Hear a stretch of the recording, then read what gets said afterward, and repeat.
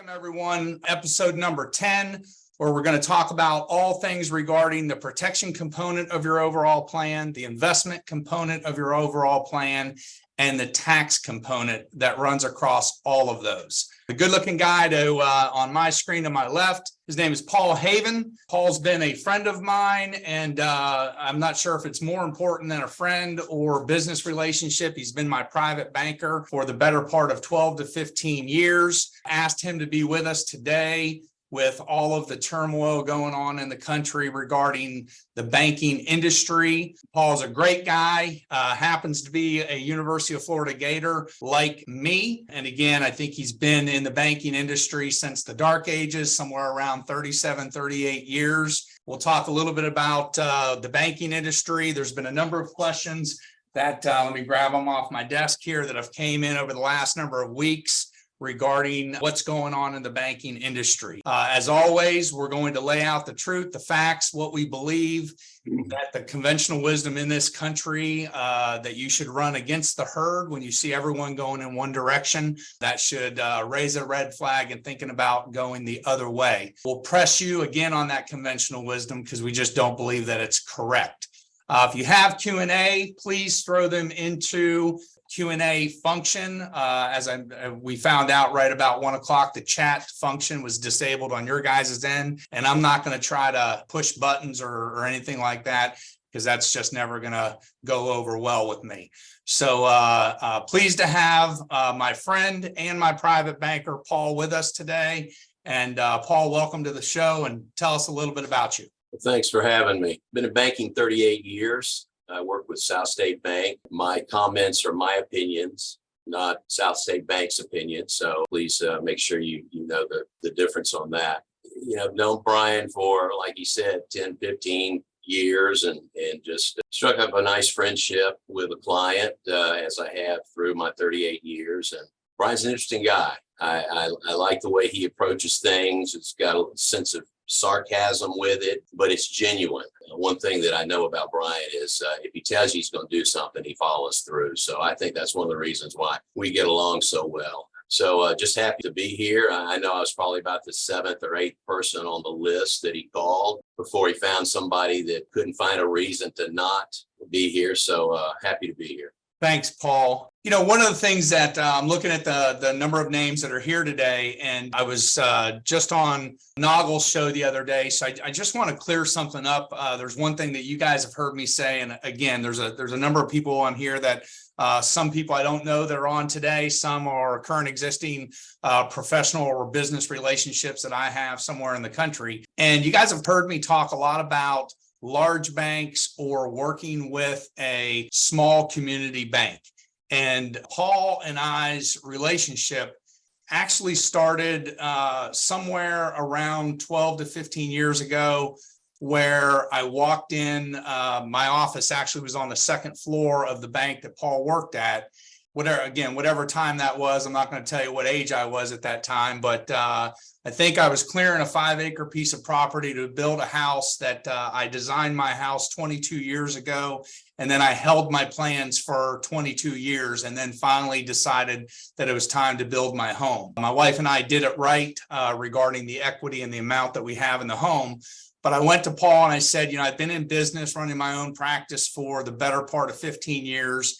And I've never borrowed any money. After being in business for better than 15 years, I had never borrowed money. So therefore, didn't really have a whole lot of credit. Paul gave me some very good advice on how to begin structuring good credit, because I went to him and said, hey, at some point in time, I'm going to need to borrow a little bit of money to build this house. The second thing that I did is I went to the bank and said, listen, I don't ever want you to sell my mortgage. And these are things that you just can't get when you go to the 900-pound gorillas out there. And I'm not beating up on any particular bank. There's my disclosure. I'm not, if you're with Bank of America, that's great. If you're with PNC, that's great. You know, if you're with one of those large banks and you have a relationship, in my opinion, you're a number. So that's where I decided that I didn't want to be a number. And so I went into the bank and said, look, I want to borrow money to build this house, but I want you to keep my mortgage with you. And that's really how my relationship started. And I'm a big believer in working with small community banks. And Paul's been with a number. There's obviously banks sell and banks get purchased and things like that. But over the time, my relationship has never changed. I'm not a number. I have Paul's cell number if I need something. And I have, regardless, I don't know if he's Paul's boss, but there's another guy that I can pick up the phone. I've done it anywhere in the world, been across seas and had to pick up the phone. And I just call a cell number and this is what I need and it gets done. And that's the type of relationship that I advise my clients to have with their banker. There's just a large gap, if you will, between becoming a number and being a person that has a relationship with a bank. And I'll be quiet there. And Paul and I didn't rehearse this today. There are a number of questions that we've talked about. But Paul, do you want to add anything to that? Well, I agree. A relationship of a financial advisor is something that has an enormous value to it. And you don't realize it until you don't have it. And as Brian said, if you're out somewhere and you've got an emergency and you don't have somebody that you can contact to help with that whatever that emergency is, good luck. South State is a large bank, but it has kept its community structure, local autonomy. All decisions are made different in different markets. So they realize that in how they approach the management of the bank. So that's one thing that's been very, very appealing to me. I've worked with large banks and they lose their appeal to customers. You are a number. Some people, that's okay, and others, they need more. When you're dealing with professionals that have a lot of obligations to their time and so forth, those are really the folks that benefit from having a personal relationship. So I would urge everybody, wherever you are, whatever bank you're with, try to develop that. And if you can't develop it, then you need to consider going elsewhere. Thanks, Paul. And there's again, I'm looking at the names that are with us today, and there's a number of people that I've given that advice to over the years. And interestingly, I haven't had anyone come back to me and say, well, that was bad advice. They've come back, and whether it be they're looking to refinance, they were looking for business lines of credit, whatever it was, I urge them to find that small community bank in their neighborhood and go create a relationship. Paul doesn't know, there's people on this show from all over this great country of ours. And I know South State is more of a southern South regional bank, so it's not everywhere. A lot of people have probably never heard of it, and it just happens to be the relationship that I have. So let's just jump in. I had a meeting earlier this morning with a client here in Florida, actually. And it's the same question that's coming up. I mean, what's going on with the banks and the banking industry? And is the government going to continue to reach more into that industry? So I'm just going to kind of go down the questions, a number of questions that have come in the last week. Some came in this morning. And then if you have or want to ask anything, throw it into the Q&A. But Paul, do you believe that there will be additional bank failures in the near future? Unfortunately, that's very likely. Yes. Some of y'all might know that 2023, the banks that have failed so far, their total assets exceed what 2008 was for bank failures. So that right there tells you that this is a little different. And unfortunately, there's probably going to be some more. And you've probably already heard some of the names that have been mentioned in the media.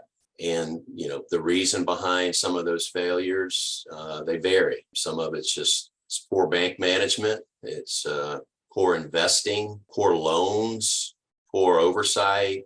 You wonder why the regulators haven't observed that sooner and prevented it from getting to the extent that it has. But unfortunately, we're going to probably see more of this. The European banks, they're having their struggles as well. And their struggles are, they're actually they're worse than what, the US is experiencing and will likely experience. So there's probably going to be some ripple effects across the pond. And you could just talk about this subject ad nauseum because, you've got derivatives, and God knows that's a hornet's nest right there. Really, it's things to be concerned about or on the horizon. So you need to be with a strong bank that you can actually verify, on their balance sheet that they have a diversification of deposits across the spectrum and they're not too concentrated, and that they're well balanced and well capitalized.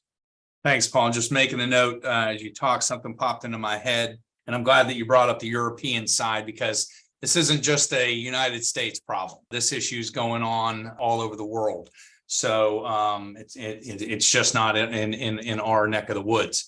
Paul, and this actually wasn't a question. It came up in my head today because I know what my understanding of this is, and I don't mean to put you on the spot. If it's not in your sweet spot, then you can punt it back to me. But can you talk to our listeners about FDIC insuring accounts?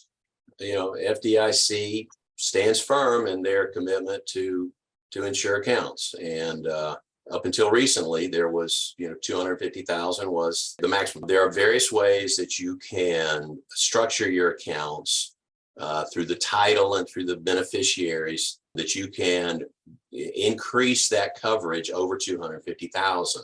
With the Silicon Valley bank failure, the FDIC came in and basically said, we'll exceed the 250 and we're covering everybody.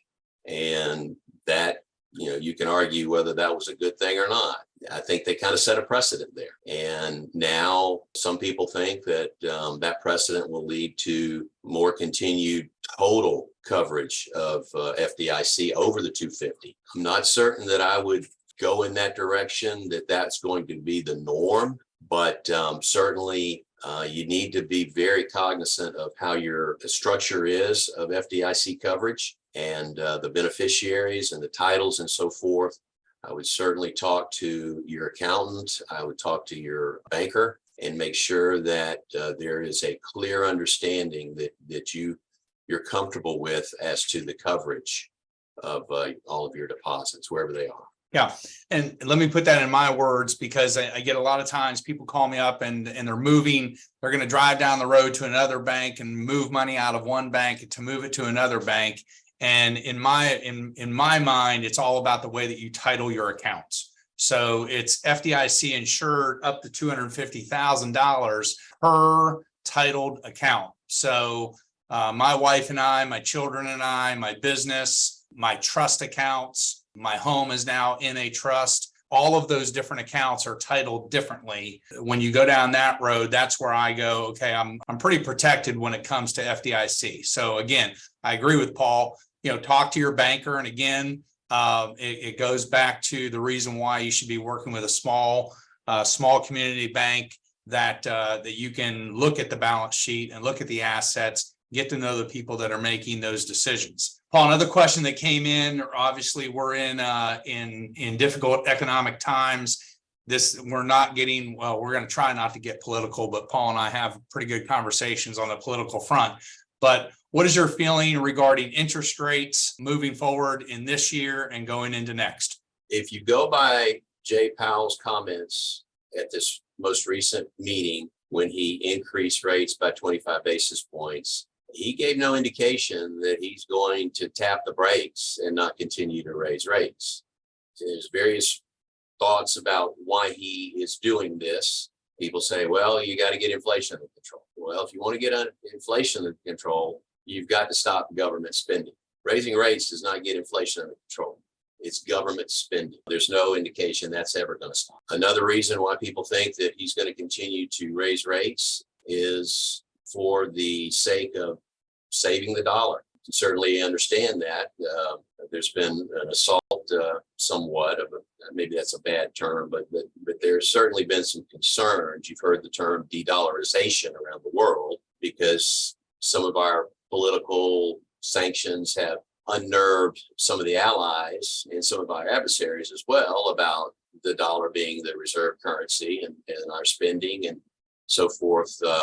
They're concerned about that. So you've got, some folks that are believing that he's just trying to protect the dollar. I think that's part of it. Other thoughts are that he's trying to decrease the number of banks that are out there. If banks can't withstand the interest rate hikes, then they'll be absorbed and there'll be less banks to manage. And then that will be an easier path for government to take more control and to implement things in the future that they are planning or want to do. So right now, it appears that interest rates will continue to go up.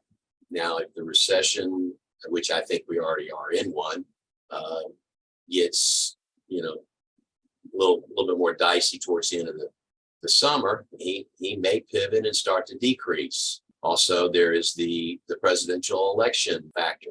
Historically, in an election year, rates have started to come down, and they try to make the economy a feel-good experience for the voters. And the party that's in power hopes that will allow them to maintain power. So there's a lot of variables here that are at play, but there are some other unusual ones that I'm not going to go into. But right now, I think rates are going to continue to stay up. Let me give you my my note that I wrote down about 3 or 4 things when Paul and I were having that conversation about that topic. And I'm just going to read the note that I kind of typed out to myself. But the shape of the country will continue to make planning.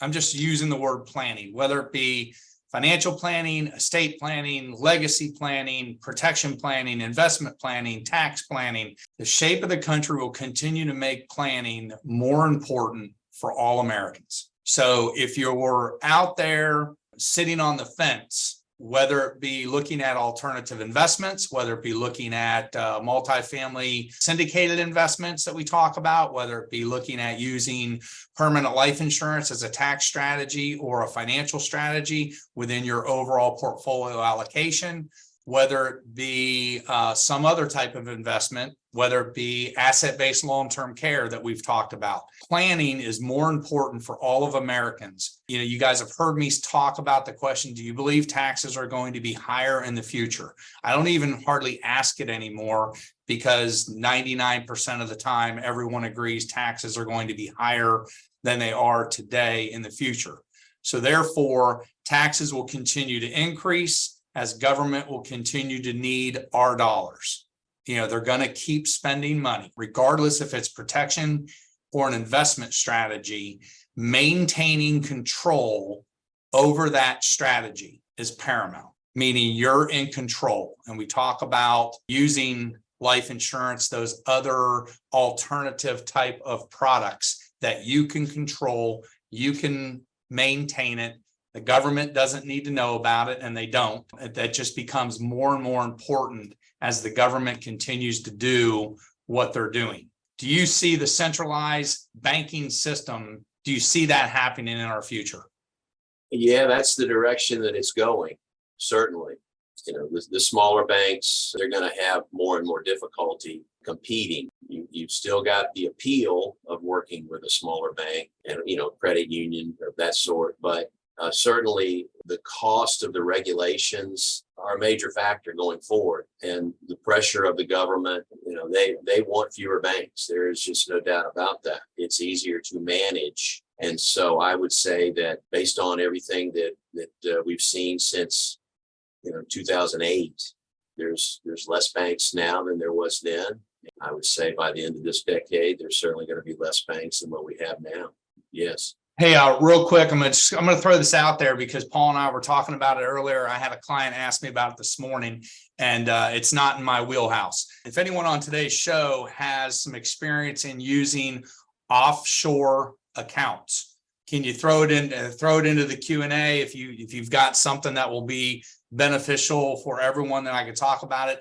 I don't have offshore accounts personally, and Paul has some clients that do. But he's not an expert on offshore accounts either. So if somebody out there on today's show knows a little bit, there is a person on the show today that asked that question. So I mentioned that I would try to get some information. Paul, AI, it's obviously in the news. It's affecting us it wasn't too long ago that probably 10 years ago or 5 years ago, every time I started talking, my wife would say, our phones are listening to us and all of that. And to be blunt, I was like, yeah, whatever. I don't believe that stuff or whatever it may be. But every time I buy a rowback polo or a cover up or something like that, the next thing I know, my email is blowing up and my Facebook is blowing up. So how does AI fit into the banking industry?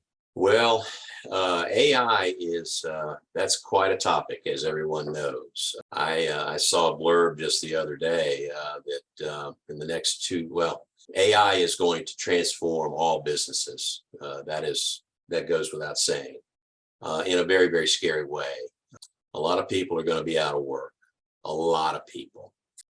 As far as banking, one of the positions that was mentioned that would be replaced by AI is just your basic teller. AI is it's scary. It really, really is.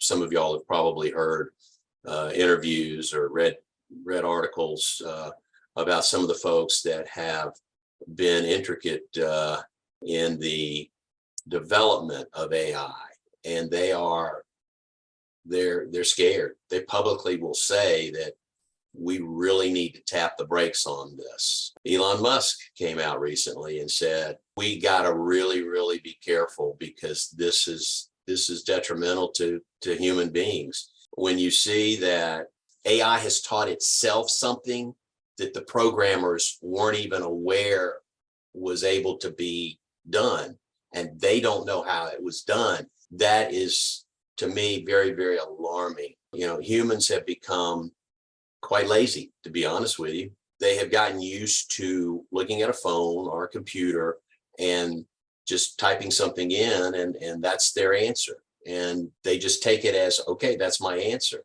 instead of the old-fashioned way of you go and find it and then you verify it. Well, now you just take it for what it is. They just accept it. So humans, in some ways, have been dumbed down, and AI is certainly something that's going to be used by businesses. Worse, it's going to be used by the government to steer people's, behavior, their thinking, their beliefs, their values. So that is something that is quite alarming, and it is arriving in such a way that it could overwhelm a lot of businesses, a lot of people, a lot of institutions. It's scary. I'm going to move on to this next question. This all sounds very dark. Is there anything to feel excited about regarding the banking industry, the economy?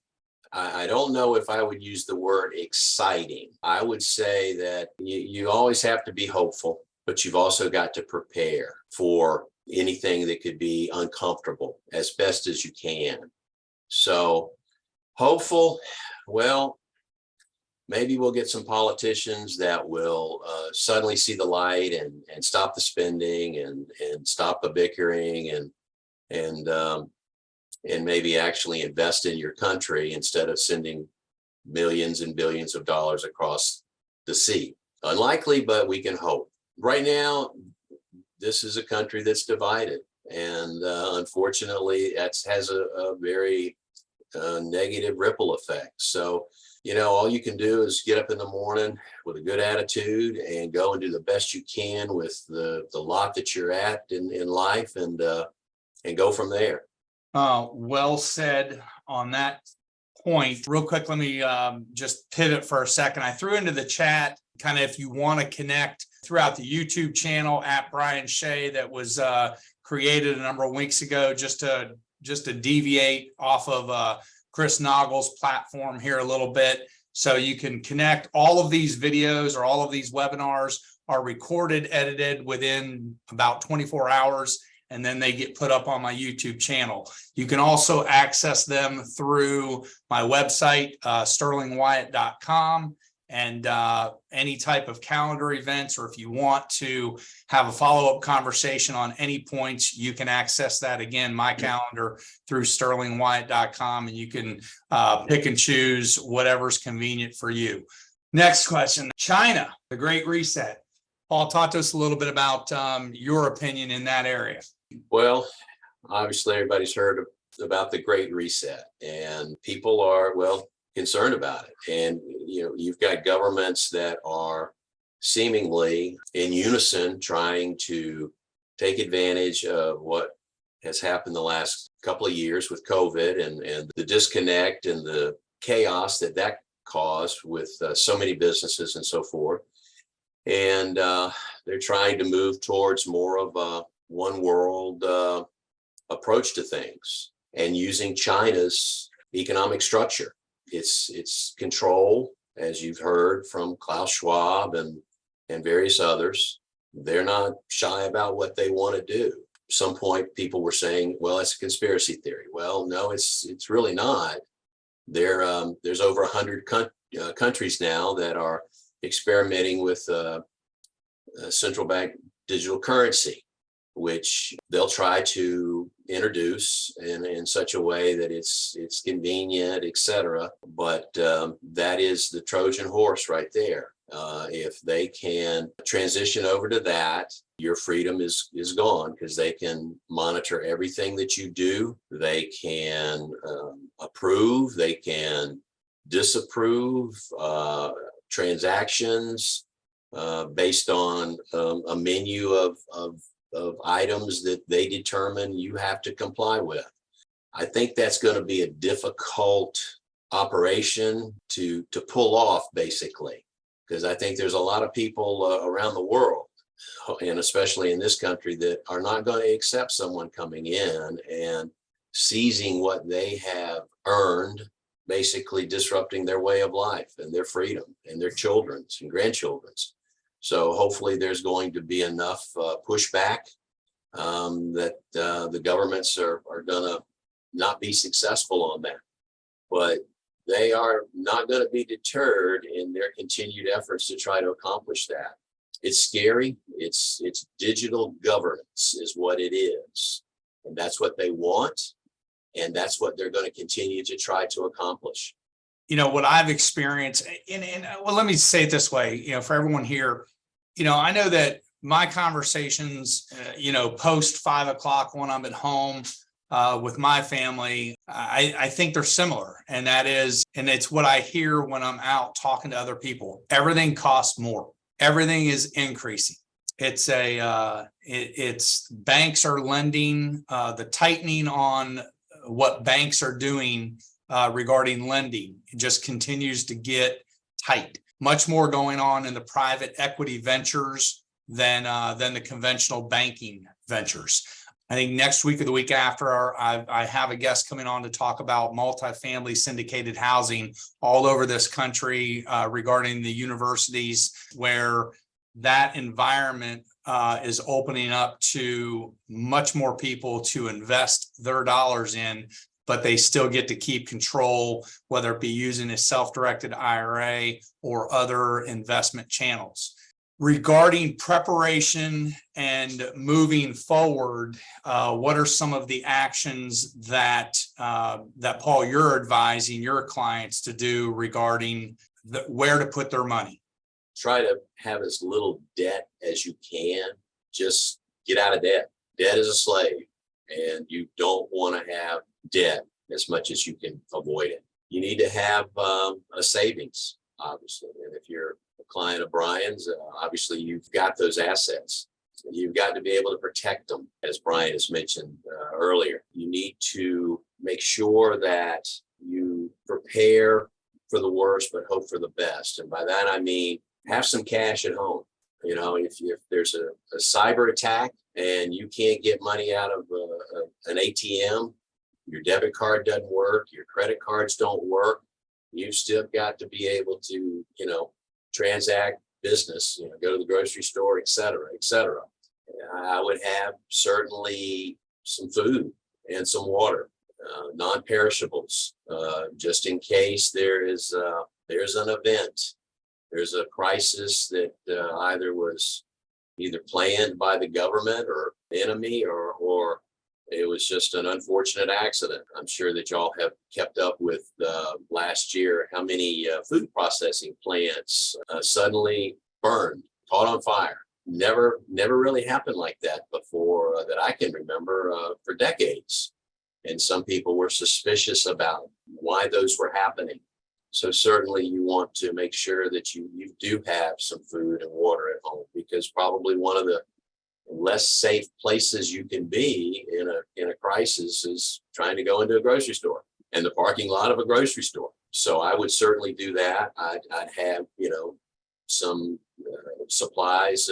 If you have medication, I'd have, a month or two, if you can persuade your doctor to let you have another prescription, to have that as well. Certainly you want to try to prepare for in a well enough manner that you have peace of mind. You can't prepare for everything, obviously, but if you've got neighbors that are like-minded, you certainly want to befriend them and have a plan, just in case, because some people may say, well, golly, that is really skeptical, that's paranoid, etc.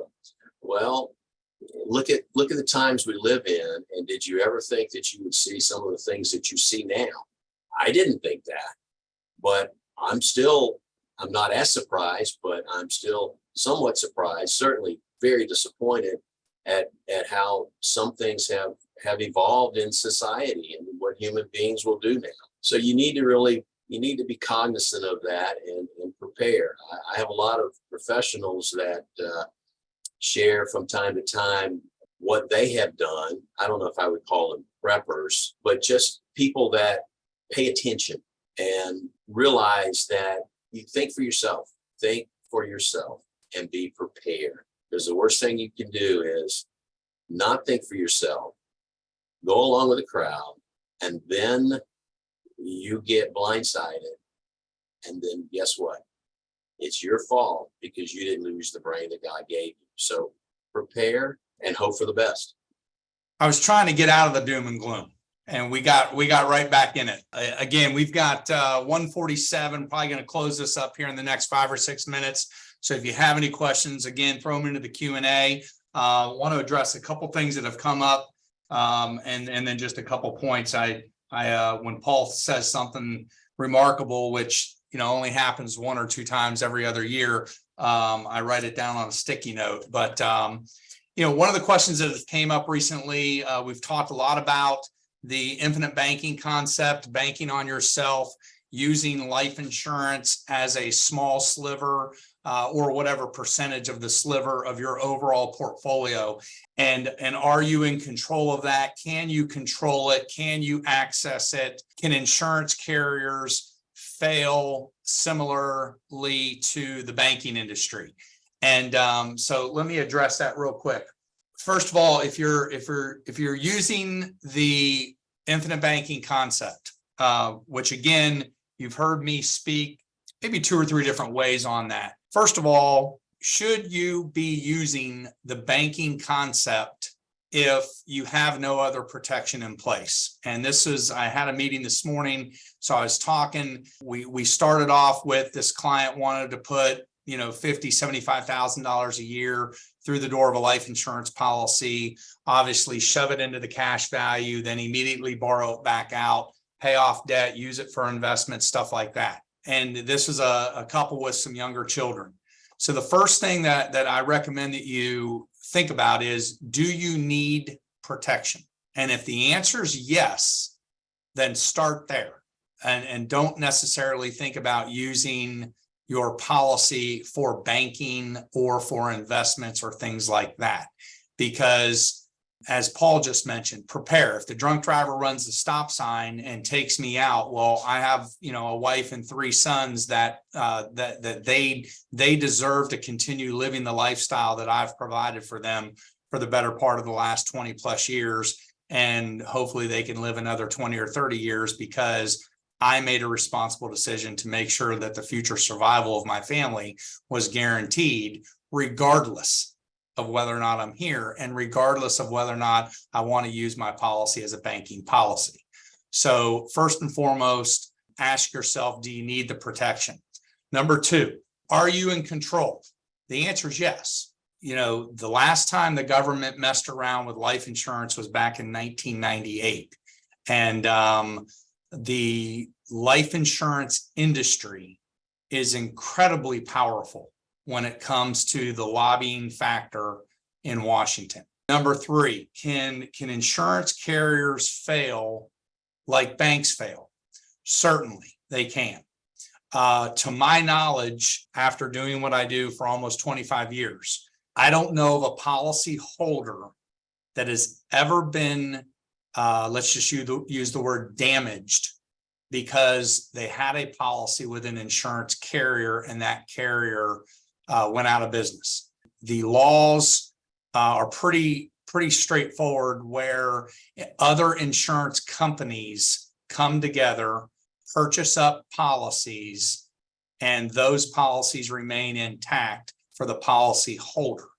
Now, with that said, along those lines of using permanent life insurance as a tax strategy or as a banking policy, in my humble opinion, and it's my opinion, there are three companies left in the United States of America that you should be looking at if you're using these.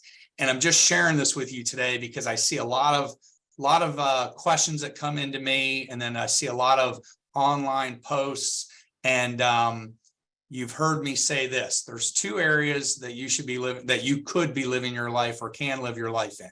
You can live in what I call is sophisticated confusion, or you can live in a realm that I call mature simplicity.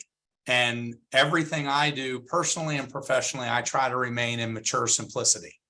The three companies that you should be looking at if you're looking to use insurance as a financial vehicle is Mass Mutual, Lafayette Life, and then my favorite, which is One America. Those three companies have this in common. First of all, they are a mutual-based company. They are not stock-owned. Number two, they pay a dividend.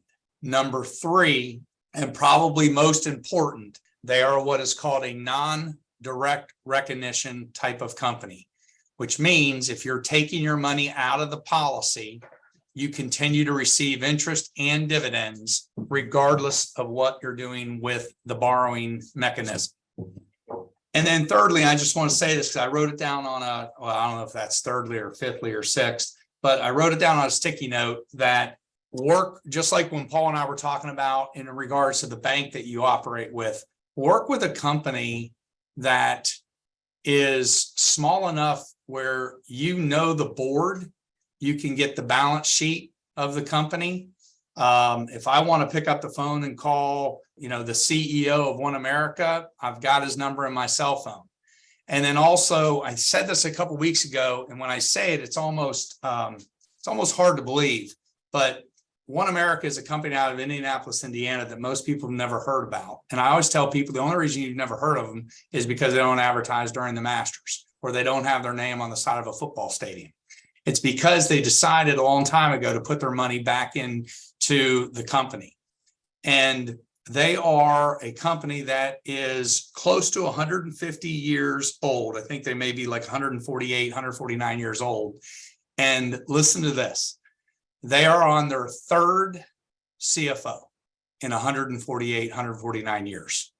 So the financial decisions that company's making is literally they hired somebody, they groomed them for 30, 40 years until the guy left, and then they bring that guy on. So the financial stability of insurance carriers, and not to take a shot at my private banker here, but the financial stability of insurance carriers in this country is far more solid than banks. You don't hear about insurance companies going out of business very often. So I highly encourage you to look at using that mechanism, if you will, not to mention that the government has nothing to do with the insurance policies. The government didn't invent insurance. The insurance industry invented it. And I know that you can go out there and Google 1.5 million articles and find out that life insurance is right down there next to the devil. and is the worst thing that you could ever use in your financial portfolio. And then you can find 1.5 million articles that will tell you that it has absolutely stood the test of time. And it's absolutely what the great wealth in different families in this country have used for years. And lastly, here's a question that came in regards to implementing alternative investments or insurance strategies into your portfolio.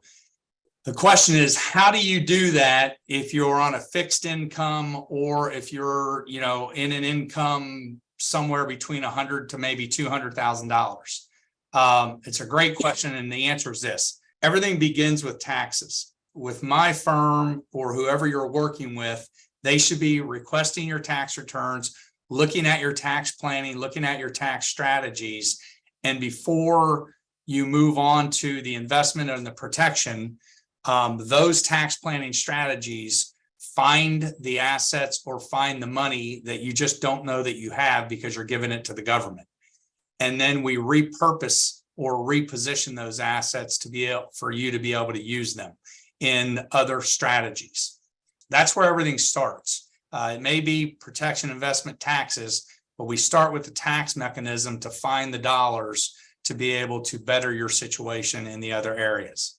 From Mike, this is the type of conversations we need more of. Thanks for bolstering me. I was reading it as a question, but it's just, Mike just says, hey, these are the types of conversations we need more of.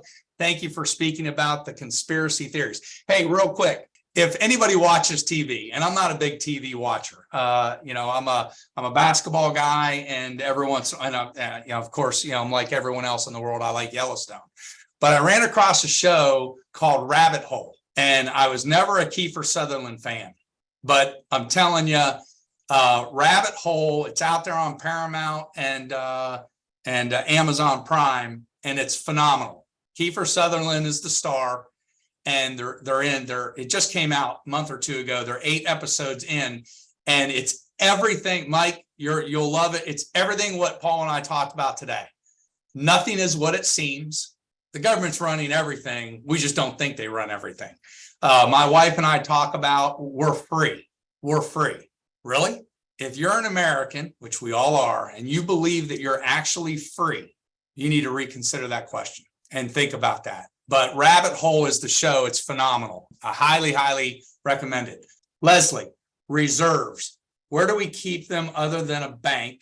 Are life insurance companies susceptible to what's happening to the banking industry?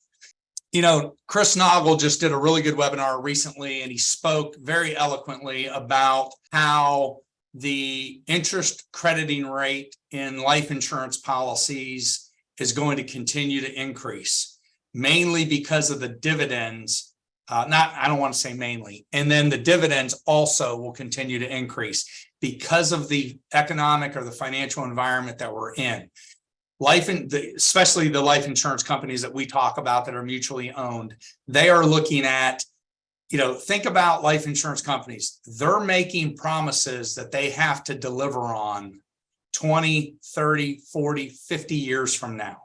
So the financial investing that they're doing is extraordinarily conservative. They're buying 20 and 30-year bonds, and that's the environment they're in. And what's going on with bond returns currently? They're all getting better and better. So when you think about that, are they susceptible to what's happening in the banking industry? The short answer to that is I would say no. Is the insurance industry correlated to the banking industry? Certainly, they are, but their decision-making is different. Leslie, you and I have met in the past, and I know we've had deep conversations about mutual-based insurance companies. So as I said before, not to beat up on the banking industry, but I just have a very deep belief that the insurance industry is far more stable than the banking industry. I think both of them are incredibly profitable, and none of them should be going belly up, personally. But then it goes back to Paul's comment earlier. Look at the people that are running those companies, and can you talk to them? Can you get the balance sheet? Can you look at the profitability? Do they have 10 or 20 years of experience, or have they been around 100, 120, 150, 200 years? The insurance industry has been around for about 305 years. They've pretty much got their finger on the pulse of what's going on. So I got a little bit long-winded there, so I apologize. It's 2:02. Paul, any parting comments besides my hairline? Thank you for having me. Everybody knows that Brian he delivers, and he's not telling me to say this. I can tell you that because if I had my druthers, I'd rather rip him about his former refereeing career. Deceptively slow going down the court, and I'm so glad that he doesn't have a whistle anymore because the game is already bad enough. But no, just prepare. We are in very, very challenging times, and you cannot overlook the importance of really looking at the things that mean the most to you and also are going to be your legacy, and protect that. And just nobody's perfect. Nobody's going to come up with a perfect plan, but you can come up with one that's gonna make it through the storm and do better than what a lot of other people are going to have. So be prepared. Use your brain. Be prepared, and have peace of mind. I'll close with this. As you know, I threw it into the Q&A. If there's something that's rattling on your head, if you get in the car and start driving, you have some windshield time, feel free to reach out if you'd like to schedule a convenient time just to discuss something, different strategies, different product, whatever it may be, what you may be doing, what you may not be doing. If you're looking at doing something regarding your portfolio and or your tax planning strategies. Recently, I've just engaged with a third-party company. It's pretty remarkable. It's a little bit of AI in there, but they've developed a mechanism where I can take a 1040 and upload it, and within about 90 seconds, it tells me where the tax planning strategies are, what did not get taken advantage of, and different areas where we can look to save dollars regarding what you're giving the government of the United States. And lastly, again, the Q&A, the webinar, this webinar will be up on my YouTube channel. Today's Tuesday. It's normally up there by Thursday. And then lastly, a buddy of mine was on this. I don't think he's on anymore, but I'm going to give him a huge shout out because not only is he a friend of mine, but he's a client of mine. And when we started talking about planning, one of his goals in life was to be in the men's Final Four at least one more time in his career, and he worked the Final Four again this year. So I just want to give him a shout out, and at least he won't hear it now, but it'll be on the recording. So every Tuesday, 1 o'clock, Tax Tip Tuesday. Please tune in. I'll continue to follow up with everyone. And lastly, I just want to thank Paul for giving us some time. And Mike, thanks for the kind words. And these are the conversations that we want to be having, and we'll continue having them. So everybody have a great week, and we'll see you next week. Take care.